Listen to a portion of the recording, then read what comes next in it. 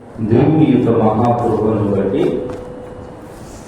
ఇప్పుడు 7వ మాసంలో చివరి పునరుత్థాన దినములు మనందరం ఏకోపించి ఆయన కాపుదలలో కృపలో భద్రపరిచిన దేవదేవుని నామానికి మహిమ కలుగును గాక.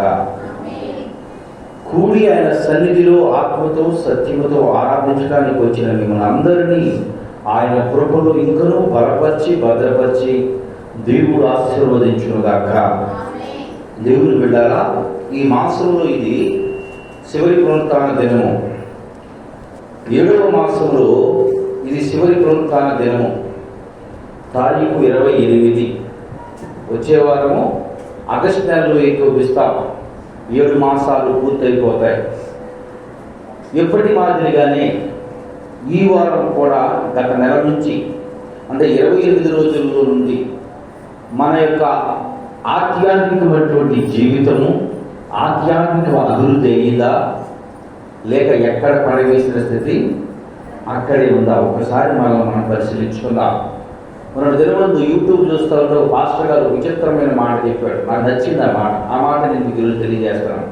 ఎందుకంటే నా మాట కానిది నేను నాది అని చెప్పను, విన్నది విన్నట్లుగా చెప్పడం నాకు అలవాటు. లేని దాన్ని గుర్తించకూడదు, ఉన్నదాన్ని దాయకూడదు.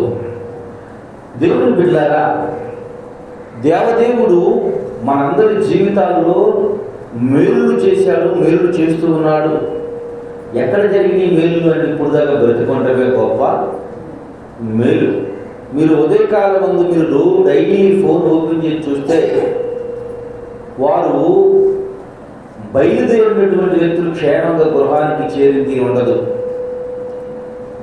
గొప్ప ప్రణాళికలు ఉంటాయి, వాళ్ళకి గొప్ప ఆశలు ఉంటాయి.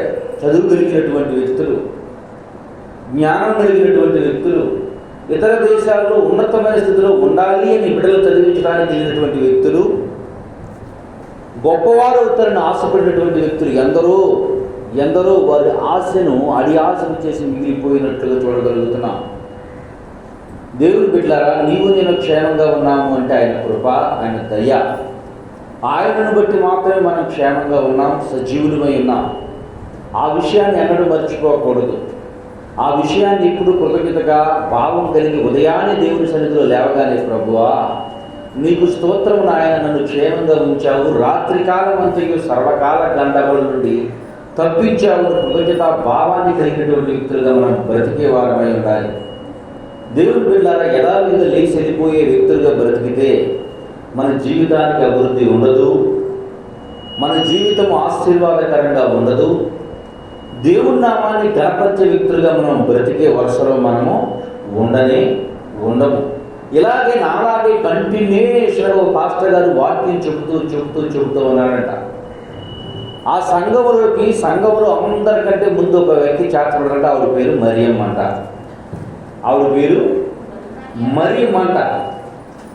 ఈ మరియమ్మ గారు సంఘంలో ముందుండేది, సంఘ కార్యక్రమాల్లో ముందుండేది. అయితే ఈ మరియమ్మ గారికి ఒక చెడు అలవాటు ఏంటి అంటే, వాక్యం మొత్తం వింటుంది, వాక్యం బాగా అర్థమవుతుందని చెబుతుంది, సువార్త చెబుతూ ఉంటుంది, అన్నీ ఉన్నాయి. కానీ ఆవిడకి రక్షణ లేదంట.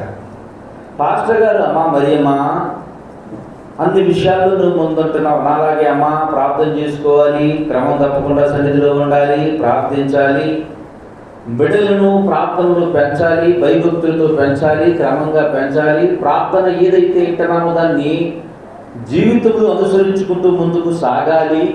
చెవులు కంట్రోల్లో ఉండాలి, ఏం వింటున్నామో జాగ్రత్తగా చూసుకోవాలి. నోరు కంట్రోల్లో ఉండాలి, ఏం మాట్లాడుతున్నామో జాగ్రత్తగా చూసుకోవాలి. హృదయం కంట్రోల్లో ఉండాలి, మన హృదయం మన గాడి తప్పుతుందేమో పరిశీలించుకోవాలి. ఎన్నటువంటి వాక్యాన్ని అనుసరించి బ్రతకాలి. నా అలాగే తీరును ముట్టుకొని చెబుతూ ఉన్నాడంట. వాక్యం బాగా ఉంటుందట, కానీ రక్షణ బాప్తిసం అనేసరికి ఎవరంటారంట, ఇప్పుడు ఎందుకు అయ్యారు, పిల్లలు చిన్నవారు వాళ్ళు ఎదిగిన తర్వాత తీసుకుంటారని అన్నట్ట. చూస్తూ ఉండగానే సంవత్సరాలు గడిచిపోయారు, పిల్లలు పెద్దోళ్ళు అయిపోయారు. ఒకే కూతురు అంటండి. ఆ కూతురు పెద్ద అయిపోయిందంట. పెద్ద అయిన ఫంక్షన్ కూడా పిలిచారంట. ఫంక్షన్ ఘనంగా జరిగిందంట. అమ్మా, నువ్వు అనుకున్నది జరిగింది కదా, ఇప్పుడైనా రక్షణలో రారాదా అన్నట్టంట. ఈవిడన్నట బలేవాళ్ళు అయ్యారు, పిల్లలకు కనీసం పెళ్ళని అవ్వాలి కదా, అయిపోతే నాకు ఏ బాధ్యత ఉండదు, నన్ను అడిగేవాడు ఎవరు ఉండడు, అప్పుడు బాప్తిసం తీసుకుంటానని చెప్పేవాడంట. ఇంట్లో ఉన్నటువంటి భర్త ఏమి, పాస్టర్ గారు అంతగా ప్రేమగా మాట్లాడుతున్నాడు కదా, తీసుకుంటే పోతుంది కదా, మనంతా మీ నెట్లో ప్రార్థన రావట్లేదు, నువ్వు ప్రార్థనకి వెళ్తున్నావు, దేవుడి గురించి బాగా చెప్తున్నావు, దేవుడి గురించి మంచిగా మాట్లాడుతున్నావు, సరే నన్ను కొడతావు తిడతావు సరే పక్కన పెట్టేసాయి, నేనంటే గౌరవంతో పక్కన పెట్టేసాయి, బాప్తిసం తీసుకురా తల్లి అన్నట్ట. భర్త మాట కేదర్ చేయలేదంట. అలాగే తల్లి ఉందంట, తల్లి కూడా అదే మాట చెప్పిందంట, నువ్వు ముసలాన్ని నువ్వు ఊరుకోమందంట. సరేనమ్మా అన్నట్ట. తండ్రికి చెప్పాడంట, అతను కూడా అదే మాట అందంట. సరే అలాగే ప్రార్థన చేసుకున్నాడు, అలాగే వింటా ఉంది, అలాగే జరుగుతూ ఉంది, అలాగే చేస్తూ ఉంది. ఈ పిల్లకి ఏదో పెళ్లి సంబంధం వచ్చేసింది, పెళ్లి చేసేసారు. అప్పుడు పాస్టర్ గారేనమ్మా మరియమ్మా ఇకనైనా బాప్తిసం తీసుకురా తల్లి అని పక్కన భర్త అన్నాడంట, అమ్మా పిల్ల పుట్టక ముందు కానుంచి నువ్వు మొక్కున్నావు, ప్రార్థన చేసుకున్నావు, పాప పుట్టింది, పాప పుట్టిన తర్వాత పాప పెద్దవాలన్నావు, పాప పెద్ద అయింది, పాపకు పిల్లోడు పుట్టారు, ఆ పాపకు పెళ్ళి అవ్వాలన్నావు, పెళ్లి కూడా అయింది, ఇప్పుడైనా తీసుకోరాదనట. వాడు మొయ్యమన్నాడు భర్తని, నోరు మూసుకొని ఊరుకున్నాడంట. సరే అమ్మ ఇప్పుడైనా తీసుకోవచ్చు కదా తల్లి అన్నాడు. అయ్యారు భలే ఉండండి, బిడ్డలు లేని నాకు ఒక ముచ్చట మిగిలిపోయిందండి, ఆ ముచ్చట అలా పిల్లలు మనవలో చేసిన తర్వాత తీసుకుంటారు అన్నాడంట. మనవడు పుట్టాడట. మళ్ళీ మనవడు బార్సాలి, ఎప్పుడు బార్సాలి, ఎప్పుడు బాప్తీసం ఇది ఎప్పుడు బాప్తీసం అమ్మ, ఇది ఎప్పుడు మార్పు అమ్మ, ఇది మన జీవితంలో. ప్రభువా ఈ వారం నుంచి ఇక వాక్యము కంటిన్యూషన్గా డైలీ 3 అధ్యాయాలు ఎప్పుడు తీర్మానం అమ్మ, ఇది ప్రభువా ఇక నుంచి డైలీ 3 గంటల ప్రార్థనలో గడుపుతా, ఇది ఎప్పుడు తీర్మానం అమ్మ, ఇది ఎప్పుడు తీర్మానం, ఇది ఈవిడ గర్భంలో కాయ కాయటానికి తీసుకున్న తీర్మానం. ఇప్పుడు ఎవరి గర్భంలో కాయ కాసింది, తనకు పుట్టిన బిడ్డ గర్భంలో కూడా కాయ కాసింది. ఇప్పుడు అందంట, అయ్యారు భలే వాళ్ళండి, నా మనవడు పెళ్ళని నేను చూడుతా అందంట. ఎట్లో గట్ల మనవడు కూడా పెళ్ళిందమ్మా మరి అమ్మ ఇప్పుడైనా బాప్తిసం తీసుకుంటావా తల్లి అని అన్నట. ఈయన అందంట, ఈవిడందంట, అప్పుడే ఏమైపోయింది అయ్యారు, టైం ఉంది కదా చూద్దామన్నట. దేవుడి మీద సేమ్ మన జీవితం ఇదే జరుగుతూ ఉంది. ఒకరోజు ఒక తీర్మానం దేవుడి సన్నిధిలో తీసుకుంటున్నాం, ఒకరోజు ఒక ఆలోచన కలిగి ఉంటున్నాం. ఈ తీర్మానం తీరిపోగానే మరలా కొత్త ఆలోచన పడుతుంది, కొత్త తలంపులు వస్తున్నాయి. దేవుడి సన్నిధిలో మనం తీసుకున్న తీర్మానానికి లోబడి బ్రతకలేనటువంటి వ్యక్తులుగా ఉంటున్నాం. దేవుడి వాక్యం ఒకటి చెప్తుంది, దేవుడు ఎక్కిరించబడడు. దేవుడిని భలే మోసం చేసిన నువ్వు సంగతి గుర్తు చేసుకున్నావు, దేవుడు కొట్టాడనుకోండి దిక్కు లేకుండా పోతావు. దేవుడు కొట్టాడనుకోండి దిక్కు లేకుండా ఎక్కడ ప్రారంభించావో అక్కడికి వెళ్ళిపోతావు. ఇట్లాగే మనవడు పెళ్ళయింది, మనవడు కూడా ఓ పాప పుట్టింది. ఈ లోపుగా అమ్మగారికి పిలుపు వచ్చింది. ఎక్కడికి పిలుపు వచ్చింది? పిలుపు వచ్చిన రోజు పాస్టర్ గారు ఆ మరియమ్మాళ్ళ భర్త, మరియమ్మాళ్ళకి సంబంధించినటువంటి బంధువులు అందరూ వచ్చారయ్యా, మా ఆవిడ ప్రార్థనకు వచ్చేది పెట్టి చెప్పిద్దామయ్యా అన్నట్టు. పెట్టా సినిమా ఇప్పుడు చూసేది చేసేది కాదు, మారు మనసు పొందలేదు. ఇంత ముందు ఉన్న సంఘంలో సీనియరిటీ ఉంది, అనుభవం ఉంది, ఎక్స్పీరియన్స్ ఉంది. ప్రతి ఒక్కరికంటే ముందు చాలే వాక్యం చెప్పేది, అందరికి ప్రార్థన చేసుకోవాలని చెప్పేది. ఆవిడకే బాప్తిసం లేదు, రక్షణ లేదు, నరకంలో కాలిపోతారు ఏడుచుకుంటా కూర్చున్నారంట పాస్టర్ గారు. లేదు లేదు ఇంతలోకి ఆ మరియమ్మ మేనదోడు వచ్చిండు, ఏ పాస్టర్ పెట్టి ఆవిడని తీసి పెట్టిలో పెట్టకపోతే నేను పెట్టిలో పెట్టేస్తాను, ఆయన పెట్టిలో పెట్టకపోతే నేను పెట్టిలో పెట్టేస్తాను. బాబు వెళ్తే తాగబోతుడు నాకు ఎందుకు వచ్చిందిరా ఆయన, ఆ పెట్టేదో చెప్పితే పోతుందని చెప్పి పెట్టి చేయించాడంటే పెట్టిలో కూర్చుతాయా, నాకు ఏదో పని ఉంది, నేను పెట్టిలో పెట్టాను నరకం లేదా మీరే పెట్టిలో పెట్టేయమని చెప్పాడంట. పెట్టిలో పెట్టేసి మొత్తం రెడీ చేసి సిద్ధం చేసి మొత్తం చేసేసరికి చచ్చిపోయిన వాళ్ళకి ఏం చేస్తారు, బాగా మంచి పౌడర్ గేడర్లు అన్నీ కొట్టి సెంటుతో రెడీ చేసి దండేసి ఇచ్చేసారు. చెట్టు మీద ఉన్నటువంటి పెట్టికి మొత్తాన్ని మీకు కూడా మీకు ఆ బ్రాంచ్ చెప్పారంట. ఎందుకని చూసేవాళ్ళు ఎవరో కూడా వస్తారు అక్కడ చూపిద్దామని. ఇంతవరకు ప్రభు దగ్గరికి వెళ్ళిపోయింది మరియమ్మ. గేటు దగ్గరికి వెళ్తుంటే గేటుకి వెళ్ళవట్లేదంట. గేటు దగ్గరికి వెళ్ళవట్లా. ఎక్కడికి వస్తున్నావు అని నేను దేవదూతలు, అయ్యా యేసు ప్రభు నేను ఈ పని చేశాను ఆ పని అన్నీ చేసిన మాట వాస్తవం, రక్షణ లేదు కదా నువ్వు రావడానికి నీకు. ప్రభువుని బతిలాడినాడు దేవుని బతిలాడినట్టు, అయ్యా ఒక్క అవకాశం ఇవ్వయ్యా, ఒక్క అవకాశం ఇవ్వాలి, బాప్తిసం పొందొచ్చేస్తానంటే ప్రభువునికి ఎలా చేసేసి 10 మంది ఉంటారు కదా, ఆడంగులు ఏం చేస్తారు చెప్పండి. 10 మంది వాళ్ళు పెట్టే డ్యాన్స్కి భర్తలు ఏమైపోతారట. ఒక వ్యక్తి అడిగాడు, ప్రతి ఊళ్ళో ఆ ఊళ్ళో మగవాడి కంటే ఆడవాళ్ళు ఎక్కువ ఉన్నారంట. ఎందుకని అయ్యానంటే ఇదే శాడిజంతో వాళ్ళు పట్టించిన దీన్ని భరించలేక ఏమైపోతున్నారు, తొందరగా ఈ బాధ భరించలేక ఈ టెన్షన్ పడలేక తొందరగా వెళ్ళిపోతున్నారయ్యా, అందుకని మిగిలిపోయారని చెప్పిందండి. అయితే ఇట్లా పట్టుకొని ఓ ఇచ్చేస్తంటే ప్రభు నీ కళ్యాణికి దండం పెడతారు, 2 గంటలు టైం అయితే ఎడమని చెప్పారంట. పాప పాస్టర్ గారు వీళ్ళు దాని నుంచి ఏడ్చుకుంటా ప్రార్థన చేస్తాడు, ప్రభా మరియమ్మకు నేను గర్భం పలం పండగ ముందు ప్రార్థన చేసుకుంది, అప్పుడు చెప్పాను, బిడ్డ పుట్టిన తర్వాత చెప్పాను, బిడ్డ బారసాలకు వెళ్ళాను, బిడ్డ మెచ్యూర్ ఫంక్షన్కి వెళ్ళాను, బిడ్డ పెళ్లికి వెళ్ళాను, ఆ బిడ్డ పెళ్లికి కూడా వెళ్ళాను, కానీ ఇప్పుడు మారు మనసు లేదు ప్రభా, ఎంత వచ్చింది, ఇంత నష్టం అయిపోయింది, ఇప్పుడు నిత్య నరకంలోకి వెళ్ళిపోతుంది కదా ప్రభా అని ఏడుస్తున్నారంట. అందరూ పెళ్లి చేయించి పెళ్లిలో కూర్చుంది కదా తల్లి, ఏసేసరి 2 గంటల్లో రామని చెప్పి పంపించారంట. 2 గంటల్లో రామని చెప్పి పంపించాడంట. పెట్లో నుంచి దేవుడు ఆత్మ ఎప్పుడు టక్కన వేసి వచ్చిందట. భూస్థాపన చేస్తానికి వెళ్ళినోడుగా ఈ పక్కన కూడా ఒక్కడో లేడు. ఎందుకనంటే తల్లి అవతారం ఎట్టుంది, అక్కడ మంచి పౌడర్ కొట్టుకుంది, మెడలో దండ వేసుకుంది, ఒంట్లో బట్టలు వేసుకుంది, అన్ని రెడీకుంది. వామ్మో ఏదో రాదని చుట్టుపక్కల ఎవడో లేదు, ఎటువంటి నీళ్ళు మారిపోయారట. దూరం చుట్టాలు వచ్చినోడు కూడా దూరం మారిపోయాడు తప్ప పక్కన కూడా ఎవడో కనపడలేదట. ఊరు నాయన నాకు టైం 2 గంటలే ఉంది, ఇంకా కట్టిన తొట్లు విధిగిలు ఒక అరగంట టైం అయిపోయిందన్న. పాస్టర్ గారు పాపం బాధపడుతూ ఏడ్చుకుంటూ ప్రార్థన చేస్తా ఉన్నాడంట. ఇంతలోకి వెళ్ళి తలుపు కొట్టిందంట పాస్టర్ గారు నేను మరియమ్మ చచ్చానా బతికుండగా నిన్ను ఎన్నిసార్లు బాప్తిస్మం రాదు, ఇప్పుడు సాతాను రోగం వచ్చావా, నిన్ను రక్తం కడిచేస్తా ఇచ్చేస్తా అని చెప్పిందంట. ఎన్ని చెప్పినా అయ్యగారికి ఏం గుర్తొస్తుంది, బాప్తిజం కూడా ఏమో ఆమె వచ్చింది, ఈవిడేం చెప్తుంది, నేనేమనుకున్నాడు,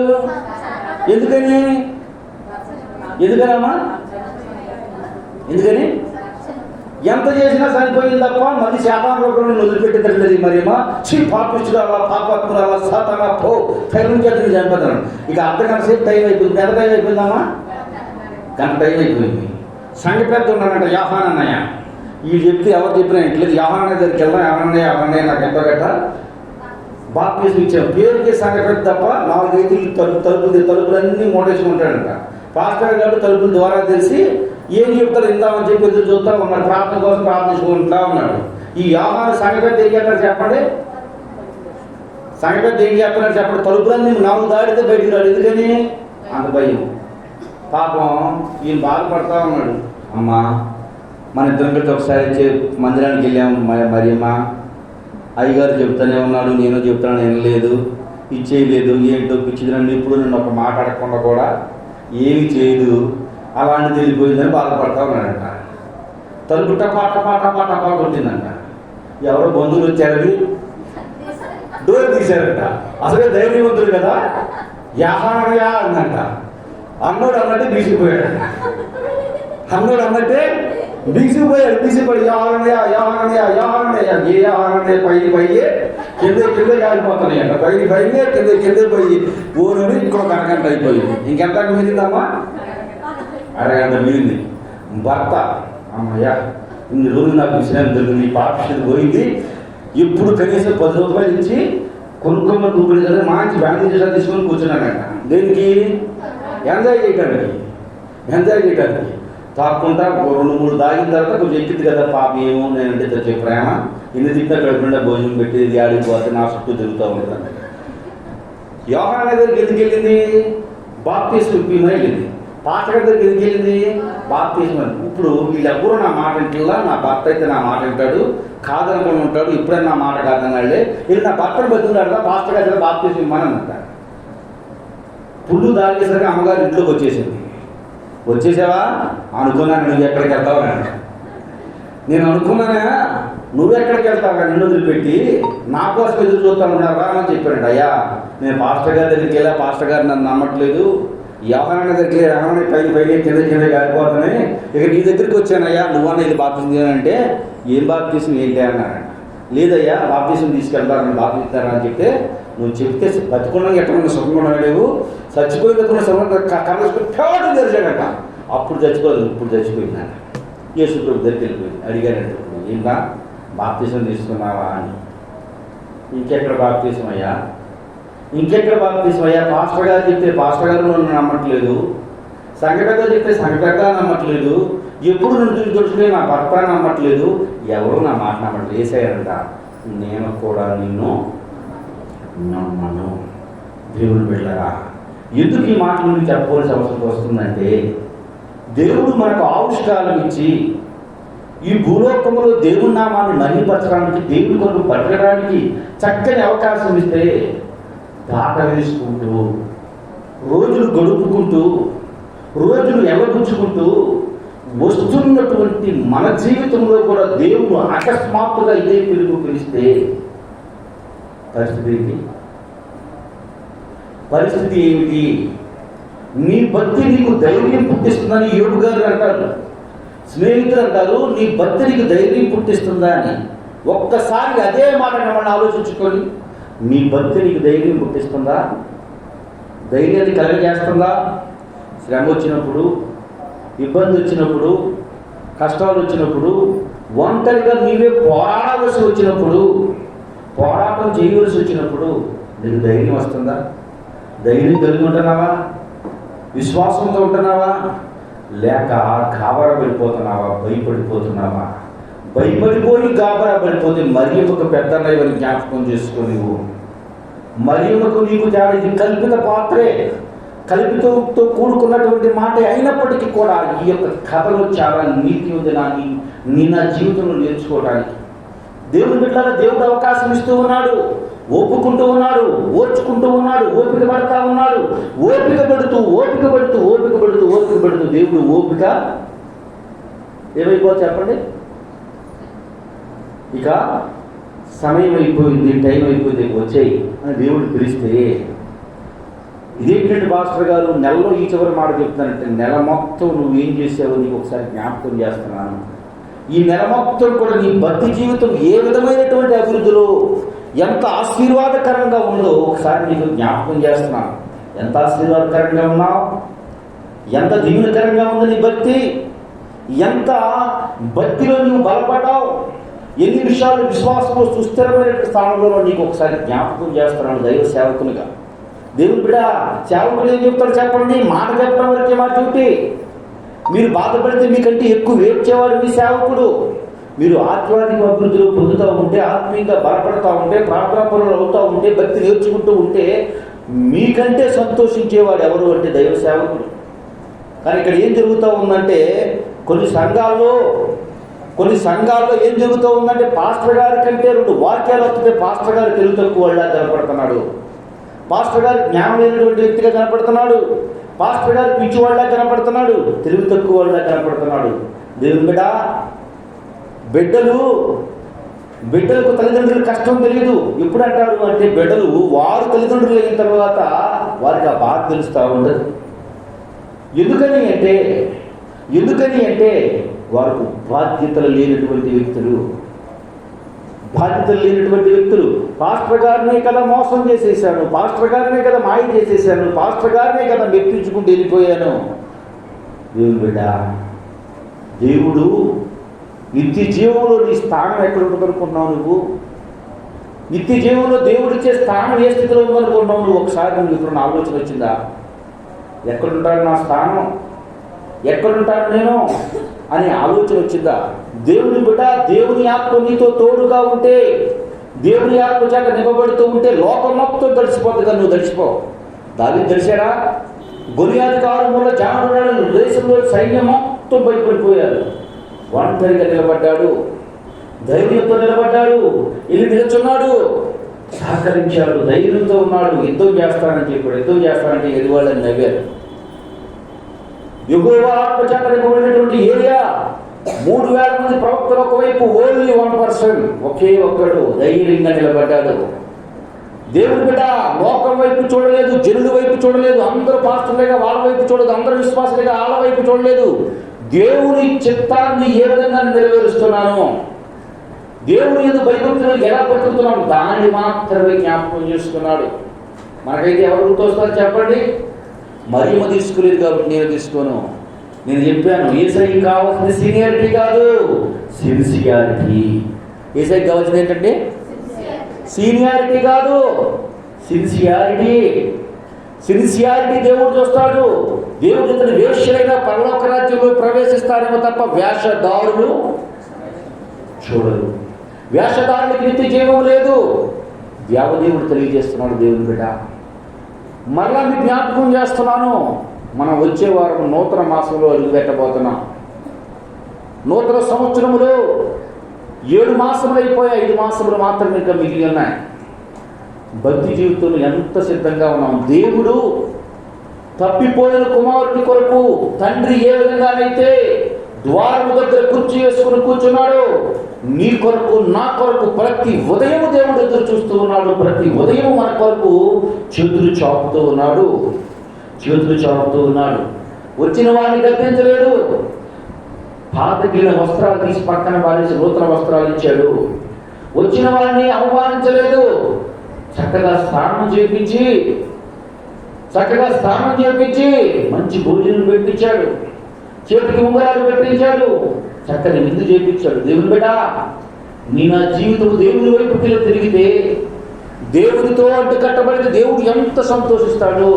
పక్కన వచ్చిన వాళ్ళు అంటా ఉన్నారు, పక్కన ఉన్నటువంటి వారు అంటా ఉన్నారు, ఏమని అంటా ఉన్నారంటే, ఏంటి తప్పిపోయిన వచ్చిన వాడు చూస్తే ఇంత ఘనంగా ఏడుస్తున్నావు అంటే, లోకం నీ తప్పులను ఎంచవచ్చు కానీ నా యేసయ్య ఎప్పుడు నీ తప్పులను ఎంచడు.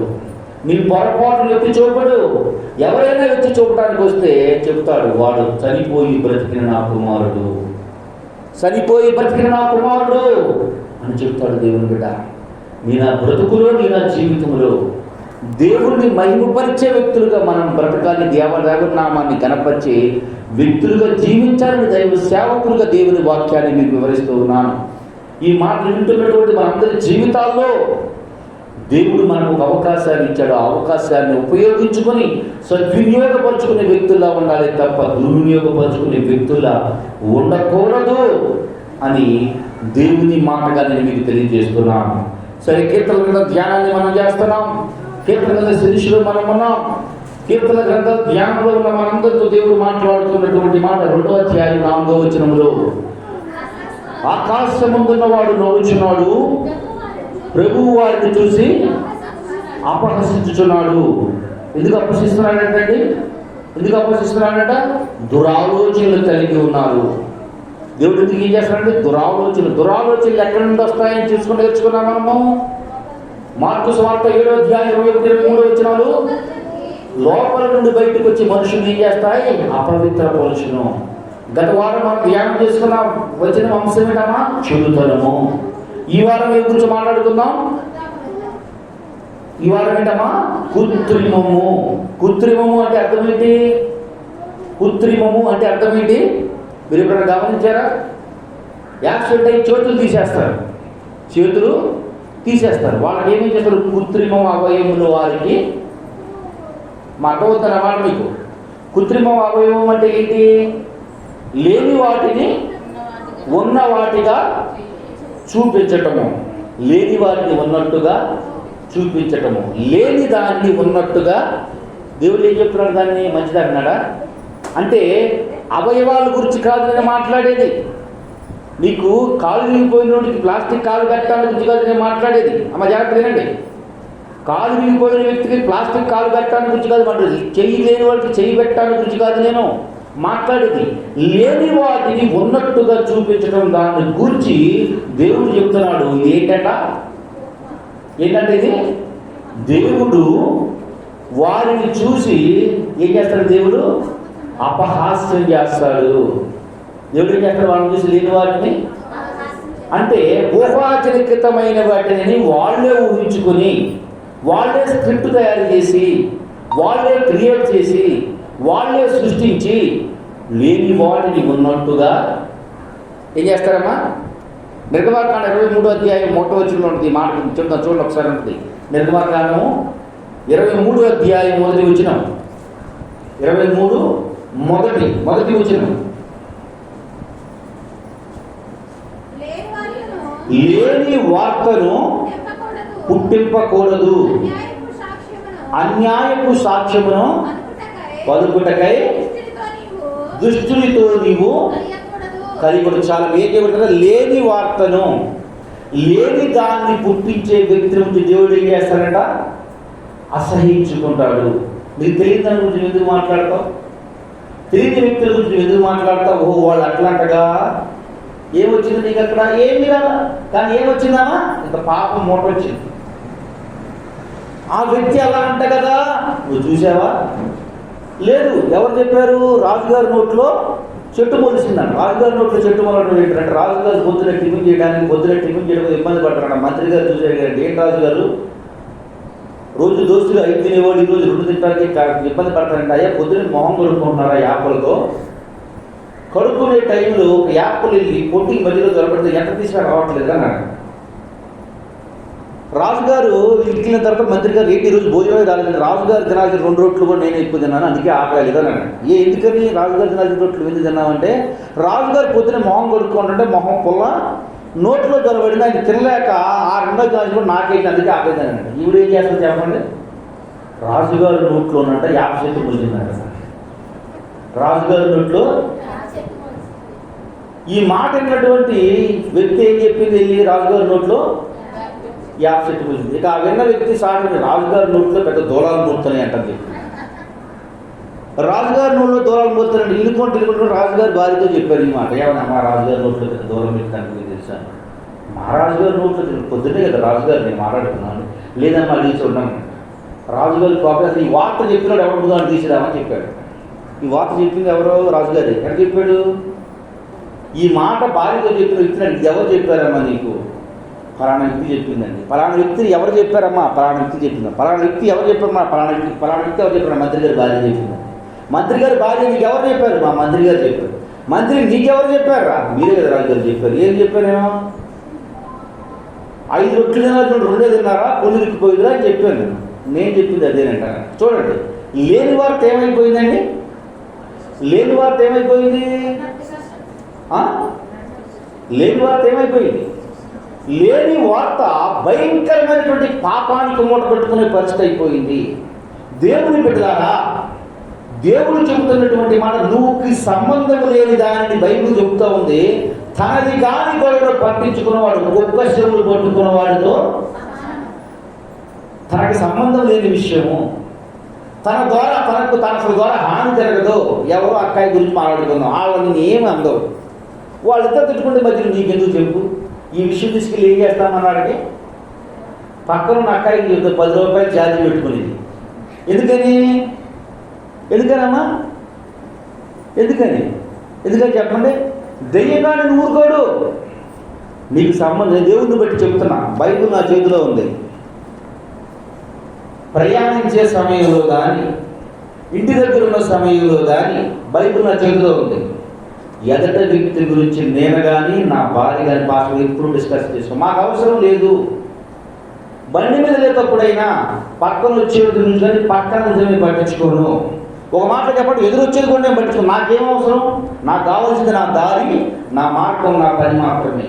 దేవుడు బిడ్డలారా, నా జీవితంలో నా బ్రతుకుల్లో మన అందరము దేవుని సన్నిధిలో దేవునితో అంటి కట్టబడి దేవునితో బ్రతకాలి అంటే, దేవుళ్ళు హెచ్చింపబడాలి అంటే, లేని విషయాలు, అవసరం లేనటువంటి విషయాలను మనం పట్టించుకోకూడదు. కొన్ని అవసరమైన విషయాలు ఉంటాయి గారు, దాన్ని కూడా బట్టి ఏంటి అవసరము? ఈ మాటలు అలా చెప్తే నాకు ఎలాగానే చక్కగా వేడిగా కాఫీ కాసిపోతుందా, కూర్చేపుకు కరెక్ట్ సిగ్గి తెచ్చి భోజనం పెడతా, సాయంత్రం వరకు ఉండమని చెప్పుద్దా, ఇవన్నీ కలిసి వస్తాయి గారు. దేవుడు చెప్పాడు. దాన్ని ఏమన్నాడంటండి? దాన్ని ఏమన్నాడంట? ఏంటంటే అది దేవుడితో సమానం అంట. లోపల పైకి నోటికి టేస్ట్గా ఇంపులో కలుగుతుంది, లోపల భయంకరమైన ఇష్టంగా మారుతుందంట. తెలుసా మీకు అది? ఒకరిని ఏడ్పించైనా, ఒకరిని బాధ పెట్టైనా, ఒకరిని కృంగతీసైనా, ఒకరిని నష్టం కలిగించేదైనా నీ జీవితంలో ఎప్పుడైనా నువ్వు చేశావు అంటే, దేవుడు చెబుతున్నటువంటి మాటని భయంకరమైనటువంటి వ్యాధిలో తీసుకెళ్ళిపోతాడు. నేను భయంకరమైనటువంటి వ్యాధిలో తీసుకెళ్ళిపోతాడు. దేవుని బిడ్డలారా, దేవదేవుడు తెలియజేస్తున్నటువంటి మాట, లేని వార్తను నువ్వు ఎప్పుడు పుట్టించకూడదు. లేని వార్త గురించి నువ్వు ఎప్పుడు మాట్లాడకూడదు. నీకు సంబంధం లేని విషయాల్లో నువ్వు ఎప్పుడు ఎంటర్ అవ్వకూడదు. ఎందుకని అంటే అది పాపం. ఎందుకని అంటే మనం ఏ దేశ చట్ట ప్రకారం బతుకుతున్నాము అంటే, ఏ దేశ చట్ట ప్రకారం పోతున్నాం? ఏ రాజ్యాంగంలో మనం బతుకుతున్నాం అండి? దేవుని రాజ్యాంగంలో దొరుకుతుంది. దేవుని వాక్కు ఏది చెబితే దాన్ని మనం ఇంట్లో పిల్లవాడు నాన్న తిడతాడు. ఏమని తిడతారు? చిన్నప్పుడు ముద్దుగా తింటారు. అదే పెట్టడం బయటకు వెళ్తే ఎట్లా ఉంటుంది? చాసిపెట్టి సరితే ఏమవుద్దమ్మా? పిల్లలు ఇదే మాట బయటకు వెళ్తే ఏమవుద్ది? ఇదే మాట తిట్టుకునే మాట బయటకు వెళ్తే ఏమవుద్ది? భయంకరమైనటువంటి స్థితిలోకి వెళ్ళిపోతుంది. దేవుని బిడ్డ, దేవదేవుడు నీతో నాతో మాట్లాడుతున్నటువంటి మాట కృత్రిమము అన్న మాటకు అర్థం ఏంటంటే లేని వాటిని సృష్టించురా. లేని వార్తను ఏం చేయకూడదు? లేని వార్తను ఏం చేయకూడదండి? పుట్టించకూడదు. లేని వార్తను చెప్పకూడదు. లేని వార్తను చెప్పిస్తే దేవుడికి ఏంటంటే అతడు అసహ్యుడు. దేవుడికి ఏంటంటే వాళ్ళు అసహ్యం కలిగించేవాళ్ళు, అసహ్యం పుట్టించేవాళ్ళు. అసహ్యమైన దాన్ని ఎక్కడ మన ఇంట్లో ఉంచుకుంటామా? నేను చెప్పాను, బొద్దు గురుగురులాడుతాడు కాంట్రాక్ట్ ఇస్తాం. అబ్బా నాన్న నుంచి వచ్చింది కాబట్టి దాచుకుంటాను, పిల్లలు దాచుకుంటారమ్మా. ఏం చేస్తారు దాన్ని? నీ నోట నుండి వచ్చిన దాన్ని నువ్వు అంత అసహించుకుంటే దేవుడికి ఎంత అసహించుకుంటాడు? దేవుడు ఎంత ఇష్టపడతారు దాన్ని? ఇష్టపడరు. మీరు గమనించారు లేదా? ముస్లిమ్స్ ఇళ్లలో కొంతమంది ఇళ్లలో బాత్రూమ్స్ ఉండవు తెలుసా మీకు? బెడ్రూమ్ పక్కన. ఎందుకనంటే అది అసహ్యమైంది అంటారు. అలాగే మనకు అసహ్యమైంది ఏంటి కూడా మన దగ్గర ఉండడానికి వీల్లేదు. దేవుడు చెప్పాడు ఎందుకు అసహించుకుంటాడు? లేని వాటిని పదే మనకు అవసరం లేని దాని వైపు, మనకు ఉపయోగం లేని దాని వైపు, మనకి పనికిరాని దాని వైపు, మనకు శాపం తెచ్చే దాని వైపు మన హృదయం కేంద్రీకరించుకున్న దాని పట్ల శ్రద్ధ నిలిపే వ్యక్తుల్లో పరిస్థితి దేవుడి చేత మనం ఏమైపోతాం? అసహించుకునే వ్యక్తుల్లా బ్రతుకుతాం. అసహ్యాన్ని కలగజేసుకుంటాం. దేవుడు మనలను అసహించుకునే వరుసలోనికి వచ్చేస్తామని దైవ సేవకులుగా దేవుని మాట్లాడే మీకు ఈ విషయాన్ని తెలియజేస్తున్నాం. చూడండి, సామెతల గ్రంథంలో 6వ అధ్యాయం 16వ వచనం నుంచి 19వ వచనంలో దేవుడు ఏమంటాడు చూడండి. లేని వార్త పుట్టించేవాడు దేవునికి అసహ్యుడు. కృత్రిమము అన్న మాటకు అర్థం ఏంటంటే లేని దాన్ని సృష్టించటము, అబద్ధముగా మాట్లాడటము. సామెతల గ్రంథం 6వ అధ్యాయం. లేని వాటిని కలుపు అబద్ధ సాక్షియు అన్నాదమ్ములలో జగడము. 6వ అధ్యాయం 16వ వచనం నుండి అండర్లైన్ చేసుకోండి. యెహోవాకు అసహ్యమైనవి 6 కలవు, ఏడును ఆయనకు క్షయములు. అవేవనగా అహంకార దృష్టి. నాకేంటి? ఎవడైనా నాకు బైబిల్ లేదు, ఎవరైనా లెక్కలేదు, ఏదైనా నేను డాక్టర్లా చూస్తారు కొంతమంది. ఏమి సాధించినా, ఏమి సాధిస్తూ ఉన్నా ఆ వ్యక్తిని ఎట్లా చూస్తారు చెప్పండి?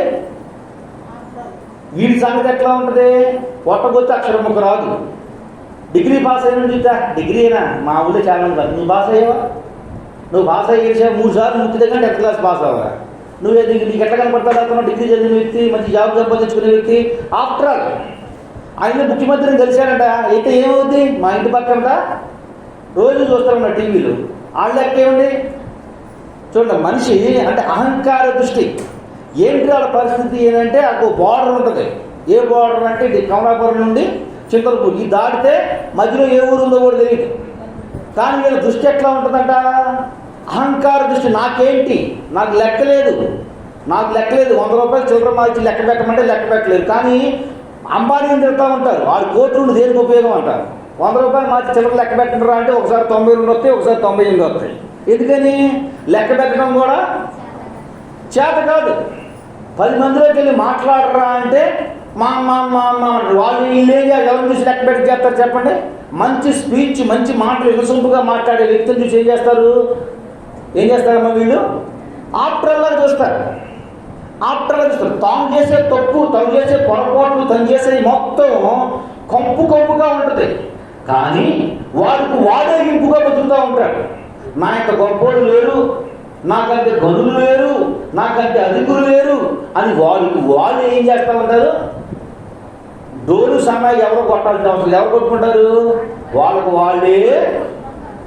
వాళ్ళే కొట్టుకుంటారు. దేవుడు ఇదే జబ్బు భక్తిలో కూడా వచ్చింది, క్రైస్తవ జీవితాల్లో కూడా వచ్చేసింది, క్రైస్తవ విశ్వాసంలో కూడా వచ్చేసింది. ఏంటిరా అంటే వాళ్ళు సరిగా ఉండదు. ఎదటోళ్ళ మీద ఏం చేస్తారు? ఎదటోళ్ళు ఎప్పుడు భక్తుల్లా కనపడరు. ఎందుకంటే మా అమ్మాయికి క్లాస్మేట్ ఒక అమ్మాయి ఉండేది. మీరు అయ్యగారు అంటారు, అయ్యగారు అమ్మ బ్రదర్ అన్న మంచిదమ్మా, ఏమంటే ఏది ప్రాబ్లం లేదన్న. ఆ అమ్మాయి నాకు వాక్యం చెబుతుంది, అట్లా కాదు ఇట్లా. నేనేం చెప్పాలి చెప్పండి? ఆ అమ్మాయి నాకు వాక్యం చెబుతుంది, నేనేం చెప్పగలను? అంతేనమ్మా, మీరు భక్తులమ్మా, మేము భక్తులు కాదమ్మా. చెవులు పెట్టుకోవడం తప్పే, ముగ్గులు పెట్టుకోవడం తప్పే, తలలో గడేసుకోవడం తప్పే. మీ ఇంట్లోనన్నా కొండలో పోసుకు తాగుతున్నారా, లేకపోతే బిద్దులో నీళ్ళు తాగుతున్నా? బిద్దులో ఇంట్లో మాకు ఫ్రిడ్జ్ ఉందంటే, అది కూడా కాస్ట్లీ కదమ్మా, అది కూడా తీసేయాలి కదమ్మా అని. దేవుని బిడ్డలారా, భక్తికి అలంకరణ వద్దని బైబిల్ గ్రంథం ఎక్కడ చెప్పలా. అట్లా అలంకరణప్పుడు నువ్వు గొప్ప ఇంట్లో ఉండకూడదు, డేరాలోనే ఉండాలి. ఎక్కడ ఉండాలి? డేరా దాటి బయటికి పోకూడదు, డేరాలోనే నీ గృహం ఏర్పరచుకోవాలి. ఎట్లా ఉండాలి అంటే, ఏ రోజు కాదు మట్టి కొండలో నీళ్ళు తాగాలి, మట్టి కొండ బాగా కొట్టాలి. ఎందుకంటే అది మిగిలితే రేపు పొద్దున నీకు మళ్ళా దాని మీద ఆశ కలుగుతుంది. అలా మిగిలితే మళ్ళీ నీ మీద ఆసక్తి పడుతుంది. దేవుని బిడ్డలు గుర్తించిన అహంకార దృష్టి. ఎవరైనా నా ముందు అంటారు, ఎవడైనా నా ముందు లెక్కలేదు, ఎవరిని లెక్కలో లక్ష్య పెట్టుకోరు. దేవుని వాక్యం చెప్పి చెప్పడా, తన వలె తన పొరుగు వాడిని ప్రేమించేవాడు, ప్రేమించలేని వాడు, ప్రేమ చూపించలేనటువంటి వాడు. కొంతమంది ఇంకొక జబ్బు వచ్చింది. ప్రపంచంలో పాస్టర్లందరూ ఆఫ్టర్ వాళ్ళ పాస్టర్ గారే గొప్పడు. తెలుసా మీకు? ప్రపంచంలో పాస్టర్లందరూ వేస్ట్ ఫెలోస్, వాళ్ళ పాస్టర్సే గొప్పడు. ఇంకొక జబ్బు వచ్చింది, సంఘంలో ఉన్న వాళ్ళందరూ ఆఫ్టర్ వాళ్ళు మాత్రమే బతిపోరు. ఇదేంటి? ఏ జబ్బు అండి? ఈ జబ్బు అహంకార దృష్టి. కళ్ళకి పొగలు వచ్చేస్తాయి. పొగలు ఎంతవరకు కనపడుతుంది చెప్పండి? ఎంతో కనపడదు. సర్వనికి అక్కడ ఒకే సర్కిల్ తీసుకుని బోర్డర్లో కూర్చొని బోర్డర్లో ఉంటారు, వాళ్ళు కనపడేది ఇక అదే. ఎటు చూసినా ఏం కనపడితే ఆ లైనే కనపడుతుంది, ఆ లైన్కు మించి కనపడదు. దేవుడు అసహించుకునే వాటిలో మొట్టమొదటి ఏంటండి? అహంకార దృష్టి. అహంకారంతో చూడటం, పెద్దానికి నాకు నేనే గొప్ప, నాకు అన్నీ తెలుసు, నాకు అన్నీ వచ్చు, నాకు అన్నీ వచ్చు అని. మన సామెత ఒకటి ఉంది. ఏ సామెత అండి? అన్నీ ఉన్న ఆకు. చూడండి, నిజమే కదా ఆ మాట.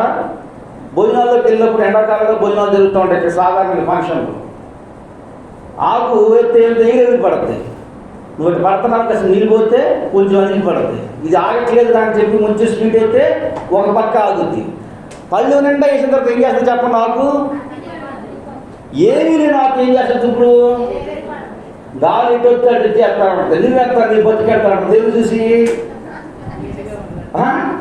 నువ్వు కంటే అన్నీ నిన్ను పండకాలు వేస్తాను. నేను చూసావా, నేను ఏ ఒకటికి లెక్కలేదు, దేనికి లెక్కలేదు, దేనికి లెక్కలేదు. దేవుని బిడ్డలను గుర్తించండి. దేవుడు దేన్ని ఆశ్రయించుకుంటాడంటే, ప్రతి విషయంలో కృతజ్ఞత పూర్వకంగా దేవుడు చూస్తున్నాడనే భయం. దేవుడు నన్ను మెచ్చుకుంటున్నాడా లేదా, దేవుని ఎందుకు విధేయత చూపుతున్నానా లేదా, దేవుడికి లోబడి బ్రతుకుతున్నానా లేదా, దేవుడికి లోబడే స్వభావం నాలో ఉందా లేదా, దేవుణ్ణి చూసేది. దాన్ని బట్టి దేవుడు సంతోషిస్తాడు, మీ నుండి నా నుండి. దేవుడు దేన్ని సంతోషించాడండి? అహంకార దృష్టి. తర్వాత కళ్ళల్లో ఈ నాలుగు ఏం చేయాలంటే, ఎప్పుడు ఏదో ఒకటి, ఎప్పుడు ఏం రావాలి? ఎలా కొలలు చేస్తూ ఉంటామో, ఏదో ఒకటి మాట్లాడుతూ ఉంటాము, ఏదో ఒకటి మాట్లాడుతూనే ఉండాలి. మన మధ్య పాస్టర్ గారు నేను కలిసి వెళ్ళాము. ఫోన్ రాకపోయినా పాస్టర్ గారు ఫోన్లో మాట్లాడుతాను. నేను పిచ్చబడి నేను ఫోన్ పిచ్చాను అంటే ఏంటి? ఏదో ఒకటి మాట్లాడటమే వాళ్ళ పని. దేవుడి వాక్యం చెబుతుంది, మాట్లాడటం ఏంటి వంటిది, మాట్లాడకపోవుట మరి బంగారం ఎందుకు కూర్చోవాలి? ఇంటికి ఇంట్లాగే ఉంటారు, ఇంటికి కూడా ఇల్లు పెరిగిందంటారా? రెండు దేవుడు ఇందా చదువుకున్నాం. కుమారుడు యేసు ప్రభు వారిని తలంచుకుంటూ పత్రికలో పాఠ్యభాగం. సార్వవంతమైన భూమిలో 30 దుంతులు ఒకరు, 60 దుంతులు ఒకరు, 100 దుంతులు ఒకరు. మనం పడ్డది ఎక్కడ? సార్వవంతమైన భూమిలో పడ్డాం. ముళ్ళ పొదల్లో పడ్డా, త్రోవ పక్కన పడదా, రాత్రి లేకుండా పడదా. మనం పడ్డది ఎక్కడ? సార్వవంతమైన భూమిలో దేవుడి సంఘంలో ఉన్నాం. ఉన్నటువంటి మన జీవితం, మన బ్రతుకు ఎలా ఉండాలి? 100 ఫలించేదిగా ఉండాలి. 30 ఫలించేదిగా ఉండకూడదా? ఉండకూడదంటా నేను. బైబిల్ చెప్పింది కదండి. ఎస్ చెప్పింది. 60 కూడా ఉండకూడదు. ఎందుకని అంటే దైవ గ్రంథంలో అబ్రహాము దశంభాగం ఇచ్చాడు షాలోము రాజుకి. షాలోము రాజుకి దశంభాగం ఇచ్చాడు. 4వ తరము ఇస్సాకు యాకోబు కుమారుడు వచ్చేసరికి 4వ తరం వచ్చేసరికి లేవి, తన గర్భమందు పుట్టినటువంటి లేవి తాను దశంభాగం తీసుకునే వ్యక్తిలా ఉన్నాడు. తానే దశంభాగం తీసుకునే స్థితిలోకి వచ్చేసాడు. ఒకప్పుడు ఇచ్చాడు మనం తాత, ముని మనవాడు ఏం చేస్తున్నాడు? ఇప్పుడు దాన్ని తీసుకుంటున్నాడు. దేవుని బిడ్డ దూరంతలు ఫలం పొందే వ్యక్తుల్లో మనం బ్రతకాలి. నూరంతలు ఆశీర్వదించబడే వ్యక్తుల్లా ఉండాలి. మనం రక్షించబడ్డా మన తర్వాత నీ పరిస్థితి ఏంటి అంటే ఏవో తెలియదు అన్నట్టు ఉండకూడదు. ఏవో తెలియనట్టు మన దగ్గర క్రమం లేదు, మన దగ్గర సరైనటువంటి భక్తి జీవితం లేదు, సరైనటువంటి విశ్వాసం లేదు. నువ్వు రక్షించబడ్డా ఓకే, తర్వాత పరిస్థితి ఏంటి అని ఇలా ఉండకూడదు. రాజుగారు తాతయ్య గారి ద్వారా రక్షణలోకి వచ్చాడు. ఆయన 10 గంటల వరకు ఉంచాడు, కొంతవరకు మాత్రమే వచ్చాడు. దేవుని యొక్క మహాకృపను బట్టి దేవుని సన్నిధిలో ఉండి దేవుని దాసులుగా చెబుతున్నటువంటి మాట. గత వారము ఈఎంఐ చాలా ఇబ్బందికరమైన పరిస్థితి ఎదురైంది. తెల్లవారితే కట్టాలి, 1500 ఏదో ఒక ఈఎంఐ చూసుకొని సెట్ చేసుకుని ప్రభు ఒక 1500 ఎత్తి చాలు ప్రభా అని. సుమారు 10:30 అవుతుంది. ఫోన్లో మెసేజ్ వచ్చింది. ఫోన్ వచ్చింది. ఫోన్ తర్వాత మెసేజ్ వచ్చింది, అయ్యగారు ఇప్పుడే మీరు డబ్బులు వేసాం. ఎక్కడి నుంచి చేశారు మీరు? ఎక్కడి నుంచి చేశారమ్మా? కువైట్ దేశం నుండి. దేవునికి స్తోత్రం. నేను అడిగింది ఎంత? దేవుని అడిగిన ఎంత చెప్పడరా? 23,350 రూపాయలు. దేవునికి స్తోత్రం. రాజుగారి తాతయ్య గారి పరిధి ఎక్కడా? ఎంతవరకు వెళ్ళాడు ఆయన? ఎంతవరకు తిరిగాడు? గత వారంలో జరిగిన స్టోరీ చెప్తున్నారు. కువైట్ దేశం ఎక్కడ? నేనెక్కడ? కువైట్ దేశంలో ఉన్నటువంటి ఒక వ్యక్తి కమలాపురం వైపు చూసే స్థితి దేవుడు ఇచ్చాడు. దేవునికి స్తోత్రం. దేవుని పెట్టాలని నేను చెప్పే మాట సాక్షాత్కము. అవునంటే అవును, కాదంటే కాదు. ముఖ్యమంత్రి దగ్గరికి వెళ్ళాము, తర్వాత ఉన్నటువంటి ఒక ముఖ్యమంత్రి గారి దగ్గరికి వెళ్ళాము, మినిస్టర్ అవి కాదు. అది చెప్పలేదు. దేవుడు నీకు సమయోచితమైన సహాయం చేయగలడు. దేవుడు నువ్వు ఎవరి వైపు ఈ లోకంలో జనుల వైపు ఎప్పుడు చూడొద్దు, మనుషుల వైపు ఎప్పుడు చూడొద్దు. మనుషులు సహాయం చేస్తాను ఎప్పుడు ఆశించొద్దు. మనుషుల నుండి వదిలిపెడితే నేను ఏమైపోతానని కంగారు పడవద్దు. మనుషులు వలనే నువ్వు పొందుతావు ఎప్పుడు అనుకోవద్దు. నిన్ను పోషించువాడు ఎవరు? సర్వశక్తి గల దేవుడు. కాకులకు ఆజ్ఞ ఇచ్చి ఏలియాకు ఆకలి తీర్చిన దేవుడు. కాకులకు ఆజ్ఞ ఇచ్చి ఏలియాకు ఆకలి తీర్చిన దేవుడు. రోజుకు 4 లక్షల కాల్బలానికి ఆకాశం నుండి ఆహారం ఇచ్చిన దేవుడు. ఆఫ్టర్ మన కోట ఎంత ఉందండి? మన మిలిటరీ దగ్గరికి వెళ్తే చెప్తున్నాడు, ఎవరికండి ఏంటి ఎడ్ల బండి మీద వచ్చేయి. ఇప్పుడు బియ్యం మూట తీసుకెళ్తే 15 రోజుల దాకా బియ్యం తినేవాడు లేకుండా పోయారా. ఇప్పుడు ఎంత అయిపోయింది చెప్పండి? మన కోట చిన్నదైపోయింది. 4 కేజీలు బియ్యం ఉడికేయి మా ఇంట్లో, 400 గ్రాములు ఉడకట్లేదు. ఇప్పుడు ఏం చెప్పండి చెప్పండి? తినేవాళ్ళు లేరు. దేవుడు మన చిన్న పొట్ట కొరకు దేవుడు బతికించడా? చిన్న పొట్టను దేవుడు బతికించడా? దేవుడు బిడ్డలకు గుర్తించండి, ఆలోచించండి. దేవుడు తెలియజేస్తున్నటువంటి మాటను గుర్తించండి. కల్లోలాడు నాలుక, ఉపయోగం లేనటువంటి మాటలు, వ్యర్థమైనటువంటి మాటల చేత నీ ఆశీర్వాదం పోతున్న గుర్తుంచుకో. పనికిరాని మాటల ద్వారా నీ దీవెనను దెయ్యంగా ఎత్తుకెళ్ళిపోతున్నాడు గుర్తుంచుకో. దేవుడిని అసహించుకున్నాడు గుర్తుంచుకో. దేవుడికి అసహ్యమైనవి 6 కలవు. 1 గర్విష్టి చూపు, అహంకారంతో చూపు. ప్రతి వారు నేను క్షేమసైతున్నాను కాబట్టి సత్యసత్యారు వాళ్ళు నాకెందుకనే తత్వం. నేను క్షేమంగా ఉన్నాను వాళ్ళు ఏమైపోతే నాకెందుకు అనుకునే స్వభావం. పాస్టర్ గారు నేను అంతకుముందు ఏదో ఒక ఆయన నన్ను 400 అడిగాడు. నా దగ్గర ఉన్న 470 రూపాయలు. పాస్టర్ గారు మా అమ్మకు మందులు వేయాలి, దేవుని పెట్టి చెప్తున్నాను నేను, డబ్బులు తీసుకురావాలి, డబ్బులు లేవు జేబులో, మందులు కావాలి, 1500 అవుతాయి, 400 ఉన్నాయి. దేవుని బట్టి చెప్తున్నాను, మా జేబులో బైబిల్ ఉంది, దేవుని బట్టి చెప్తున్నాను. 400 అడిగాడు, 470 రూపాయలు. ఇంకా 1100 కోసం నేను చదువుతాను. ఇప్పుడు ఏం చేయాలి చెప్పండి? నేను 400 ఇచ్చి ప్రార్థన చేసే, ప్రభా నీ మాట చొప్పున నేను దీన్ని చేస్తాను. చేసిన కొద్ది నిమిషానికి నాకు కావాల్సిందంత దేవుడు నాకు ఎంత ఇచ్చారనుకున్నారు? 3200. దేవునికి స్తోత్రం. సాక్ష్యంగా చెప్తున్నాను నేను, అబద్ధం ఆడట్లా. అబద్ధం ఆడితే దేవుడు నాకు గొప్ప తీర్పు తీర్చును దాకా.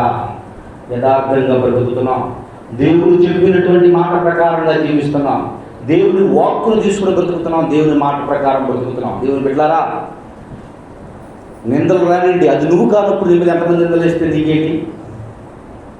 ఇప్పుడు నేను సన్నగా స్లిమ్గా ఉంటాను, నేను సన్నగా స్లిమ్గా ఉంటానా? సంతోషపడుతున్నా కదా దీనికి? నల్లగా తొమ్మిదిగా ఉంటాను, నేను నల్లగా 9లాగా ఉన్నాను లేదు కదా? సన్నగా స్లిమ్గా ఉన్నప్పుడు యాక్సెప్ట్ చేస్తానా? వాళ్ళు నన్ను అనకపోయినా, నా దగ్గర ఆ బతుకు లేకపోయినా, ఆ స్థాయిగా లేకపోయినా సంతోషపడి గంతులేస్తాను. నేను నల్లగా స్లిమ్, ఎర్రగా స్లిమ్గా లేదుగా. నల్లగా 9గా ఉన్న వ్యక్తి మాత్రం ఏమేస్తానా? శివుడు తెలిపోతుంది, నల్లగా ఉన్నానా, 9లాగా ఉన్నానా? దేవుని బిడ్డ, అది నువ్వు కాదన్నప్పుడు సంతోషించి, ఇది నువ్వు కాదన్నప్పుడు సంతోషించలేకపోతున్నావు. నీ అత్తగారిని తిడది, పాపిష్టి తల్లి అడుగు పెట్టి కానీ ఇల్లంతా నాశనం అయిపోయింది తిడది అనుకుందాం. నీ భర్త నువ్వు అడుగు పెట్టేటప్పుడు ఆశీర్వాదకరంగా ఉన్నాను అన్నాడు. ఇది నిజం కాదు, అది నిజం కాదు. ఇది నిజం కాదు, అది నిజం కాదు. భర్త పొగిడితేనేమో బట్టలు పట్టట్లేదు, అత్త పొగిడితేనేమో అత్త తిరిగితేనేమో మొహం ఏమైపోతుంది చెప్పండి. మీరు ఇప్పుడు కర్రలు వేసే కొండలు చూసారమ్మా, ఇప్పుడు వేస్తాడు ఏమైతే బత్తాడు వస్తాయి. దేవుని పెట్టారు, అది నువ్వు కాను, ఇది నువ్వు కాదు అనుకున్నప్పుడు ఎందుకు దాన్ని పట్టించుకోవద్దు, దీన్ని బట్టి. పొగడత నిన్ను ఎంత నాశనం చేస్తుందో, నిన్ను ద్వేషించే వ్యక్తుల గురించి ఆలోచించడం కూడా నిన్నంతే నాశనం చేస్తాను. నా జీవితంలో, సేవా జీవితంలో పొగిడిన విషయాన్ని నేను పట్టించుకోలేదు, దూషించే విషయాన్ని అస్సలు పట్టించుకోను. నేను అది కాను. ఏది కాను? నల్లగుండేది నేను కాదు, స్లిమ్గుండేది నేను కాదు. నేనేంటో నా దేవుడికి తెలుసు, నా దేవుడేంటో నాకు తెలుసు. వారి గురించి ఎవరి గురించి పట్టించుకోవాల్సినంత అవసరత దేవుడిని బట్టి మాత్రమే మనం ఇలా ఉన్నాం. దేవుడు మాత్రమే మనం ఇలా జీవిస్తూ. దేవుని బిడ్డలారా, కల్లోళ్ళాడు నాలుక నీకు వ్యక్తముగా ఉపయోగం లేని మాటలు పలికించే నీ నాలుక నిన్నేం చేస్తుంది అంటే దేవుడు అసహించుకునే స్థితిలో ఉంటాయి. ఎన్నో చెడరాని మాటలు, పడరాని మాటలు, వినకూడనటువంటి మాటలు ఆత్మీయుల చేత, దగ్గర వారి చేత, నమ్మిన వారి చేత భరించినటువంటి స్థితిలో నేను ఉన్నాను. అయినప్పటికీ వాటిని పట్టించుకోలేదు. ఆ తర్వాత 6 నెలల తర్వాత పొగడ్తలో, దండలో, శాలువాలు వాటిని పరిగణలో తీసుకోలేదు. నేను ఎప్పుడు వెళ్ళినా, ఎక్కడికి వెళ్ళినా, ఎంత దూరం మధ్యకి వెళ్ళినా వాళ్ళు గృహానికి చేరగానే చెప్పులు అక్కడ పెట్టి మొట్టమొదటి ఆ గృహంలో మోకరించేట, ప్రభువా ఇక్కడికి వచ్చాను అంటే నన్ను బట్టి కాదు, నిన్ను బట్టి వచ్చా. ప్రభువా నువ్వు నాకు తోడుగా వచ్చావు, వెళ్ళే వరకు నాకు తోడుగా ఉండు, వచ్చి నీ గృహంలో తోడుగా ఉండు, ఈ కార్యం సఫలమయ్యే వరకు నాకు. ఈ పని ఎవరు చేశారండి బైబిల్లో? ఈ పని ఎవరు చేశారు బైబిల్లో? ఎవరు చేశారు బైబిల్లో? బైబిల్ చదువునండి అయ్యారు, మమ్మల్ని ఎందుకు అడుగుతారంటారా? బైబిల్లో ఎవరు చేశారు ఈ పని బైబిల్లో? ఎలియాజరు. ప్రభువా ఇప్పటి వరకు నాకు తోడుగా వచ్చావు, నా యజమానునికి కుమారుడికి భార్య కావాలి, ఇదిగో నేను వచ్చాను. నాకు చక్కని యోగ్యురాలైనటువంటి నా యజమానికి కుదురుబాటు కలిగినటువంటి భార్యను సిద్ధపరిచి ప్రభు తాను ప్రార్థన చేసి తనతో ఉన్న వారు అందరినీ ప్రార్థన చేసేసారు. ఇక నేను మొదలు పెట్టిన తర్వాత నా ఇంట్లో పాస్టర్లు అందరూ అంటారు, 5 వరకు వస్తే నుంచునే వాళ్ళం కానీ మీరు వెళ్ళిన తర్వాత మోకరిస్తే మాకు అంత లాగున్నాయని ఆయన ఏం మోకరిస్తే మీరు ఎందుకు మోకరించలేమని మేము కూడా మోకరిస్తున్నా అంటే దేవుని బిడ్డ గుర్తించండి. నేను అనుకున్నా, ప్రభా ఒంటిని కాదు, ఈ ఒంటిని మోకరించలు చేసావు ప్రభా, నాతో పాటు ఉన్న వాళ్ళని కూడా నువ్వు మోకరింపజేయగలిగావు ప్రభు అని దేవుడి నామాన్ని గణపరిచాడు. 3వ విషయం చదవన్నా. 3వది, నిరపరాధులను చంపు చేతులు. నిరపరాధులను చంపడం అంటే తెలుసా? మేము అత్యజనుడు గారు అంటారు కదా. కొత్త నిబంధనలో దేవుడు అంటాడు, తన సహోదరుని చూసి విరుద్ధుడు అని చెప్పువాడు విమర్శకి నరహత్య చేయవాడు. విమర్శ అంటే తీర్పులోకి వచ్చేస్తారట. పనికిరాని మాటలు చెప్పుకోవటం ఒకటైతే, పనికిరానటువంటి, పని లేనటువంటి, ఉపయోగం లేనటువంటి వ్యక్తి మీద సాడీలు చెప్పడం అంటే నిరపరాధి అంటే అర్థం తెలుసు. నిరపరాధి, అపరాధులైనటువంటి వ్యక్తి అంటే అతనికి నీకు ఏ సంబంధం ఉండదు, ఆవిడికి నీకు ఏ విధమైన సంబంధం ఉండదు, వాళ్ళకి నీకు ఏ విధమైనటువంటి వైర్యం లేదు, ఏ గొడవ లేదు. కానీ వాళ్ళ గురించి ఏంటి నీకు పదే చెప్పుకోవాలి, చెప్పాలి. ఆ చెప్పమని నిన్ను ఆశ్రయించినోడా కాదు. వారి వల్ల నీకు లాభం ఉందా? లేదు. పోనీ నష్టం ఉందా? లేదు. కానీ ఏం చేస్తా? వాళ్ళ గురించి నువ్వు చెప్పుకోవటమే నీ యొక్క పని. దేవుడు దాన్ని అసహించుకున్నాడు. సరే, సమయం అయిపోతుంది కాబట్టి నేను త్వరితన కొన్ని సంగతులు తర్వాత ఆయన 4వది, దురాలోచనలు యోచించు హృదయము. ఈ చెప్తున్నాడు కానీ నేను ఫాలో అవుతున్నానంటారా? ఈ చెప్తున్నాడు కానీ ఈ మాటలు నిజమేనంటారా? ఈ మాటలు నమ్మొచ్చు అంటారా? ఈ అంగీకరించవచ్చు అంటారా? అయినా నిజంగా దేవుడు ఆయన చెప్తున్నట్టు సాక్షి ప్రకారం మనం చేయడి, మనం చేస్తారని నమ్మొచ్చా? ఇవన్నీ ఏ ఆలోచనలు అండి? ఇప్పుడు వరకు ఒకటి కూడా పొందుకోలేదుగా మేము, ఇప్పుడు వరకు ఒకటి కూడా లేదుగా మాకు, ఒకటి కూడా జరగలేదుగా మాకు, ఒకటి కూడా పొందుకోలేదు. ఎందుకు మనకు జరగట్లేదు? ఆయన జరుగుతున్నాడంటే అది నిజమైన నమ్మొచ్చా? నమ్మడానికి అవకాశం ఉందా? ఈ మధ్య పెద్ద చర్చిల ప్రోగ్రాం తీశారు. వేరే ఒక పాస్టర్ గారు ప్రార్థన చేస్తే స్వస్థత వచ్చిందంట. అది స్వస్థత కాదు అంటాడు పక్కన ఉన్నాడు. ఎట్లా ఎందుకు కాదంటావు? నేను ఏంటి జరగట్లేదుగా. నాకు బాగా గుర్తండి, ఓ పెళ్ళిలో భోజనాలకి వంట మిత్రులతో రాపిస్తున్నారు సీటీ. వంట మిత్రులతో భోజనాలు సీటీ రాపిస్తున్నాడు. ఇంతలో కొంచెం ఇంటి పెద్ద అంటున్నాడు, పచ్చిమిరకాయ బజ్జీలు అన్నాడు. ఎందుకని అంటే పచ్చిమిరకాయ బజ్జీ నాకు గ్యాస్ అంటున్నాడు. నీకు గ్యాస్ అయితే అందరికి గ్యాసా? అమ్మ నీకు గ్యాస్ అయితే స్వీట్ వద్దు, షుగర్ ఉందంటున్నాడు. మరి నువ్వు భోజనాలు పెట్టేదేంటి? ఎవరు పెడుతున్నావు భోజనాలు? దేని గురించి రాపిస్తున్నావు నువ్వు? అంటే నాకు జరగలేదు కాబట్టి ప్రపంచానికి నేను ఎట్లా చూస్తున్నానో మీరు కూడా అలాగే. ఎంత దిక్కుమాలతనం అండి ఇది, ఎంత దౌర్భాగ్య స్థితి అండి ఇది. నేను ఎలా చేశానో పరిచర్య మీరు అలాగే చేయండి. నేను ఎలాగైతే కొల్లగొట్టానో మీరు కూడా అలాగే కొల్లగొట్టి, నేను ఎలా అయితే బతికానో మీరు కూడా అలాగే బ్రతకండి. నేను చూసావు జనాన్ని పోగు చేసుకున్నాను, మీరు పోగు చేసుకోలేకపోయారు. మీరు చేసేది గుర్తుంచుకోండి. చేపల మార్కెట్ ఎప్పుడైనా చూసారా మీరు? చూసారమ్మా? జనాలు ఎట్లుంటారు అనుకుంటారు. నిన్న మేము కాకాల నుంచి వస్తుంటే పాస్టర్ గారు మేము దడుచుకున్నాం. ఎందుకు అనుకుంటున్నారు? చేపలు ఒకటి జనం ఫుల్ కొమ్ముడు యాక్సిడెంట్ అయిపోయింది అనుకోండి. తీరా చూస్తే చేపలు ఉన్నాయి అక్కడ. మళ్ళీ కొంచెం దూరం వచ్చిన తర్వాత చూస్తే డైమండ్ షోరూమ్ అని చూసాం. ఒక్కళ్ళు లేడు మనిషి, ఒక్కళ్ళు లేడు. గుర్తించండి, చేపల మార్కెట్ దగ్గర జనాలు ఏం చేస్తారు? ఇప్పుడు ఒక సంవత్సరం మొత్తం చేసిన వ్యాపారం వాడు ఒక్కడే, సంవత్సరానికి ఒకడో ఇద్దరు వస్తారు, ఒక్కొక్కడే చేస్తాడు. ఎవరు? డైమండ్ వ్యాపారం. అర్థమవుతుందా మీకు? చేపల మార్కెట్ కాడ 100 మంది ఉన్నారని డైమండ్ వ్యాపారంలో ఒకడు డైమండ్ ఏం చేస్తారు? తక్కువగా మాట్లాడతామా? చేతిలో బట్టే బొంగరంలో పొదిగి చిన్న వజ్రం కాస్ట్ 200 కోట్లు అంట. 200 కోట్లు చేపలు వస్తాయి చెప్పండి. 200 కోట్లు గిరి చేపలు వస్తాయి. దగ్గర జిల్లా పరవచ్చు, ఒక జిల్లా మొత్తం పరిచేయచ్చు. చూడండి, ఎక్కువ మంది ఉన్నారు, తక్కువ మంది ఉన్నారు, ఎక్కువ మంది వచ్చారు. ఆ ఎక్కువ మంది వచ్చారు కాబట్టి తక్కువ అనదు. అలాగే జనరల్ బోగి, రిజర్వేషన్ బోగి. రిజర్వేషన్లో సీట్లు పరిమితి, జనరల్ బోగిలో నో సీట్స్. ఎవడైనా ఎక్కొచ్చు. పల్లెలకు బస్సును చూసారా? పల్లెలు ఇక్కడ కాదు, తెలంగాణలో చూడాలి తెలుస్తుంది. చోటు లేక కొంతమంది మగవాళ్ళు ఎక్కుతున్నారు, కిటికీలో నుంచి ఎక్కువ కూర్చుంటున్నారు. ఎందుకని? Free bus.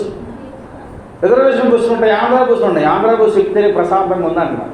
ఎందుకంటే అంటే టికెట్ ఉన్నాయి ఇక్కడ, ప్రశాంతంగా మేము టికెట్ తీసుకున్నాం, మా ప్రాణానికి సుఖం లేదు అంటే వాళ్ళని తప్పు అంటానని కాదు, గుర్తించండి. చూడండి, మన జీవితంలో మన బ్రతుకుల్లో కూడా విరివిగా ఉన్నారు, ఎక్కువగా ఉన్నారు. ఇక్కడ తక్కువగా ఉంది, తక్కువ అని ఇప్పుడు చూడొద్దు. క్వాలిటీ స్టూడెంట్స్ క్లాస్కి వస్తే ఎంతమంది వస్తారు చెప్పండి? అంటే మిగతా వాళ్ళందరూ వేస్ట్ కాదా? అని అందరం మేము ఎక్కువ ఉన్నప్పుడు మాకు పోస్ట్ ఇవ్వాలని ఏళ్ళు లీడర్ని పెట్టుకుంటారా? గుర్తించండి ఎప్పుడైనా. రిజర్వేషన్ ఈజ్ ఏ పరిమితి. రిజర్వేషన్ లేని అన్లిమిటెడ్. ఎక్కువ మంది వచ్చేసారు, వాళ్ళ దగ్గర బతుంది. ఇక్కడ ఎక్కువ మంది లేరు, బతి లేదు అనుకోవద్దు. ఎక్కువ మందిని సమకూరుస్తున్నారు కాబట్టి ఆయన గొప్పవాడు, ఎక్కువ మంది లేరు కాబట్టి ఇక్కడ సమకూర్చలేదు అనుకోవడం కూడా తక్కువ. ఎందుకనంటే ఏ డాక్టర్ దగ్గరికి ఎక్కువ వెళ్తారు చెప్పండి? జనం ట్యాబ్లెట్ ఇచ్చే డాక్టర్ దగ్గరికి వెళ్తారు, ఇంజక్షన్ చేసే డాక్టర్ దగ్గరికి వెళ్తాం. ఇంజక్షన్ చేసేది ఏం చేస్తుంది డాక్టర్? ఇప్పుడు రోగాన్ని తొందరగా తగ్గిస్తుంది. ట్యాబ్లెట్ ఇచ్చే డాక్టరు తగ్గుద్ది, కానీ టైం పడుతుంది. గుర్తించిన దేవుని బిడ్డలాగా ఇక్కడ దేవుడు ఏం చెప్తున్నాడు? నిరపరాధిని చంపు చేతులు. నిరపరాధి, వాళ్ళకి ఏ హాని జరగదు, కానీ వాళ్ళని ఏం చేస్తారు? ఏదో విధంగా జనాల్లో చంపేస్తూనే ఉంటారు. చంపేసినట్టు ఏంటనుకున్నారు? పనికి రానటువంటి నిందలు వారి మీద మోపటం, పనికి రానటువంటి మాటలు. మొదటి పొద్దున్నే ఒక మ్యాటర్ వచ్చింది నాకు, కడప జిల్లా నుంచి ఒక పాస్టర్ గారు పెట్టాడు. అయ్యగారు కట్టనాడు అన్నాడు. ఓకే, సంతోషం అని చెప్పాను. అంటే చూడండి, రకరకాలైనటువంటి మాటలు మనం ఫేస్బుక్లో పెడుతున్నాడు. ఏమని పెడుతున్నాడంటే, నువ్వు వేలు నీ సంఘం మీద తీసుకుంటున్నావు, నువ్వు లగ్జరీ లైఫ్ ఉంటావు, అది రావు చూద్దు కానీ రామని చెప్పాను. అంటే నిరపరాధిని చెరుపు చేతులు, నిరపరాధిని చంపు చేతులు. దేవుని బిడ్డలారా గుర్తించండి. ఇంకో విషయం చెప్పాలి అంటే, బయటి సంగతులే పట్టించుకోవడానికి కాదు. చిన్న చిన్న సంగతులు నీకేం పట్టించుకుంటావు చెప్పండి? చిన్న చిన్న విషయాలు ఏం పట్టించుకుంటావు? ఏ విషయాన్ని పట్టించుకునేటువంటి సమయం దేవుడు నాకు ఇవ్వలేదు. ఖాళీ లేనటువంటి పరిచర్య, ఖాళీ లేనటువంటి పని దేవుడు ఇస్తున్నాడు. తర్వాత చదువునా 5.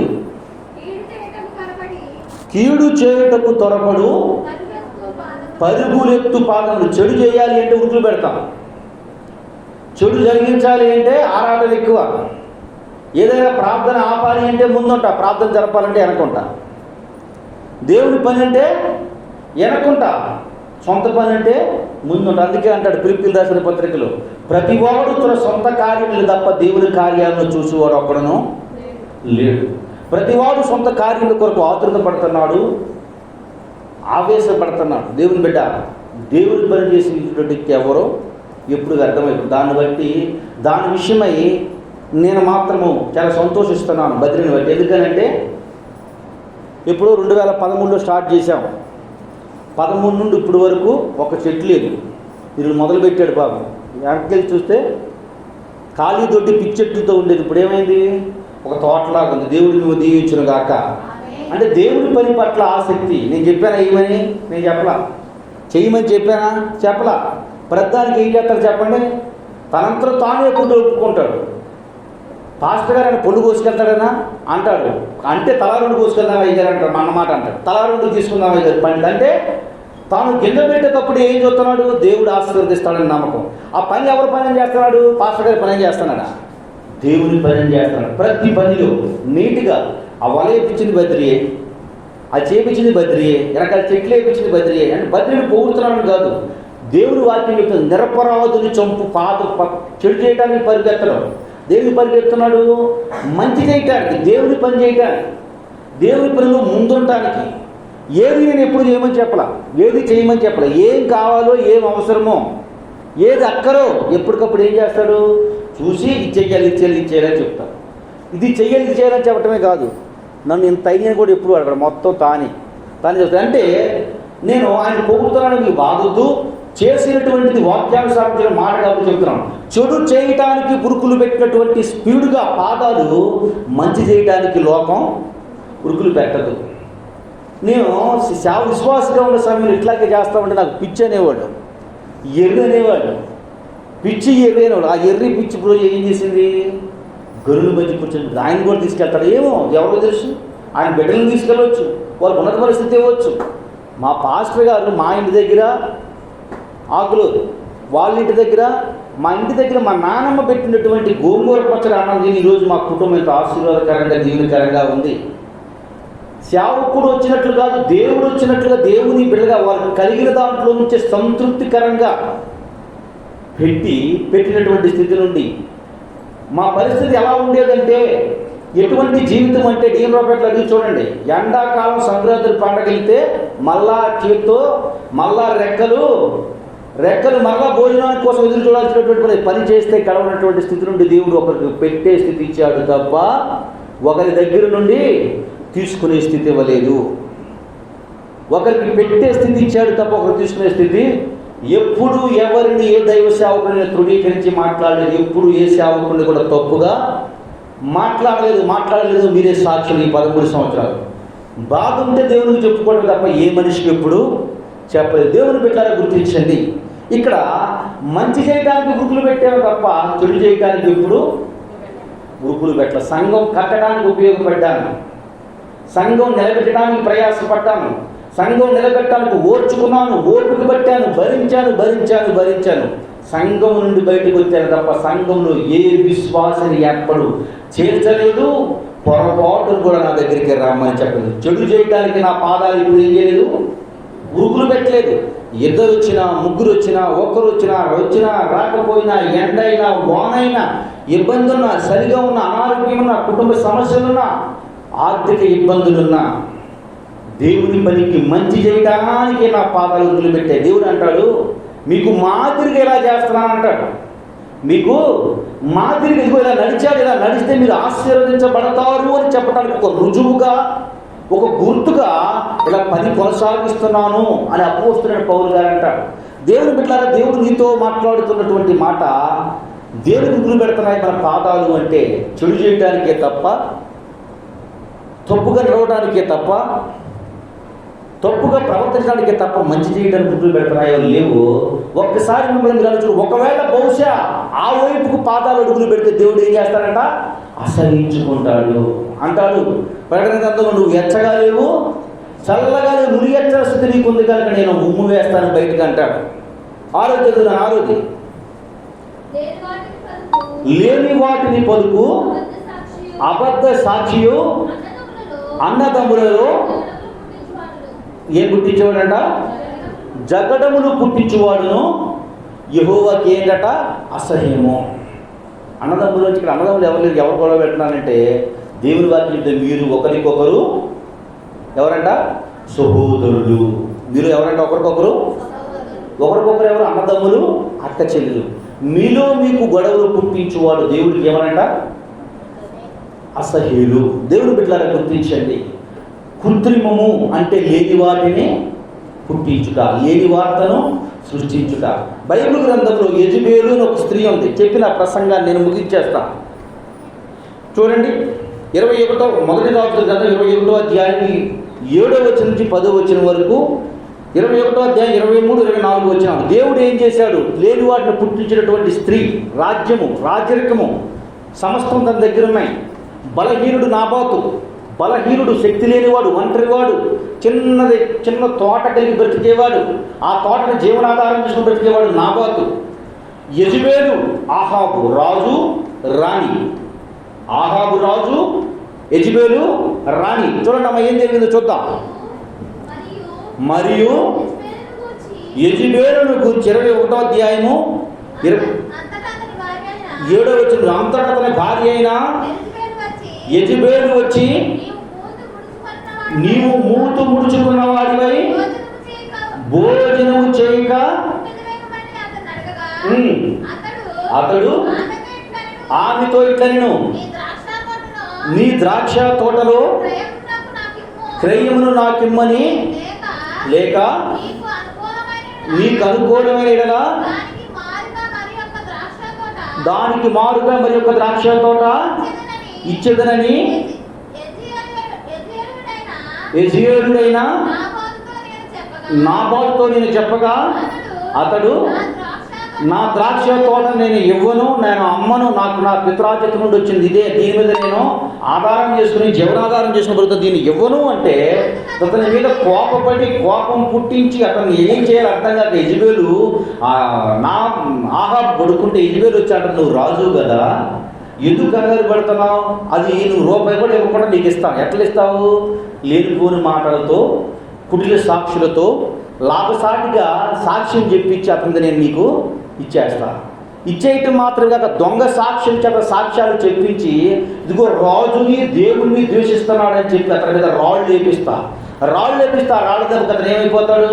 చనిపోతాడు. చనిపోయిన తర్వాత రూపాయి కూడా ఉన్న తోటను మనం కలిపేసుకోవచ్చు. ఏం చెప్తారంటమ్మా? కలిపేసుకోవచ్చు. ఉచ్చిరని మాటలు, తెలిసి తెలియనట్టు మాటలు ఏ కొట్టి చెప్పి వారి మీద విషము జల్లించేస్తా. విషం జల్లించేస్తే నువ్వు కొట్టాల్సిన పని లేదు, వాళ్ళు కొట్టుకుంటారు. నువ్వు కొట్టాల్సిన పని లేదు, వాళ్ళు కొట్టుకుంటే మనం సలిమంట కాగుదాం. వాళ్ళకే గొడవ పెట్టి మనం ప్రశాంతంగా ఉందాం, మనకి ఏ ఇబ్బంది ఉండదని చెప్పింది. ఇదన్నీ ఎవరన్నారు? నాబాతు ఇల్లా. నాబాతు గొంతి నెత్తి నోరు కొట్టుకున్న వినేవాళ్ళు. ఎందుకంటే నాబాతు చిన్నవాడు, ఆహాబు రాజు, యెజబేలు రాణి. వాళ్ళు పెద్దవాళ్ళు, ఈయన చిన్నవాడు. ఏం చేశాడు చెప్పండి? చనిపోయాడు. తోటను ఆక్రమించుకున్నారు. కొంతకాలం పరిపాలన చేశారు, సంతోషపడతా ఉన్నారు. దేవుడు ఏమన్నాడో చూడండి. 23వ వచనం 24వ వచనం చదివినా. మరియు యెజబేలును గురించి యెహోవా సెలవిచ్చినది ఏమనగా,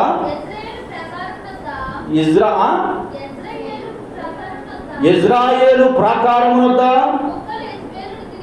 కుక్కలు యెజబేలును తిరివేయును, పట్టణమందు సచ్చి ఆహాబు సంబంధులు కుక్కలు తిరివేయును, పైన భూములలో సచ్చువారికి ఆకాశ పక్షులు తినివేయునని చెప్పెను. తన భార్య అయిన యెజబేలు అమ్మైనండి, తన భార్య అయిన యెజబేలు ప్రేరేపణ చేత యెహోవా దృష్టికి కీడు చేయ తాను నమ్ముకున్న యాహాబు వంటి వాడు ఎవడునో లేడు. ఎందుకు? ఏం చేసిందంటే చివరికి తోటను ఆక్రమించుకోవాలి. కానీ కుక్కలు తినేసి తెలుసా బైబిల్లో ఈ శరీరాన్ని? కుక్కలు నాకి ఈ శరీరాన్ని, పిల్లలు కుక్కలు తినేసాయి, పక్షులు తినేసాయి. ఎక్కడి నుంచి వచ్చిందంటే శాపం? యెహోవా యొద్ద నుండి. మనుషుల మీద మనుషులు సృష్టించారు, మనుషుల మీద మనుషులు పురుగొల్పారు, లేని వాటిని సృష్టించి ఎడగొట్టారు, సాధించుకున్నారు, సంతోషపడుతున్నారు. దేవుడి కోపం ఏం చేసిందంటే వచ్చి కుక్కలను ఆగుతున్నాయి, జాగ్రత్త.